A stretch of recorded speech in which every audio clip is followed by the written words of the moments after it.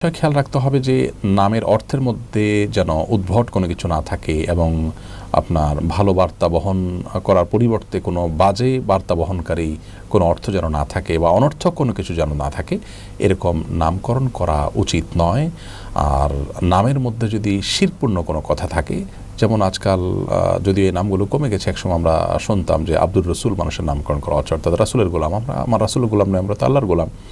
তো এই জাতীয় নাম, যে নামগুলোর অর্থের মধ্যে শিরপূর্ণ বিষয় রয়েছে বা ইসলাম বিরোধী কোনো কথা রয়েছে, তাহলে সেক্ষেত্রে সে নামগুলো রাখা জায়েজ নয়, গুনাহের কথা। সেগুলো যদি কেউ রেখেও থাকেন, পরিবর্তন করা আবশ্যক।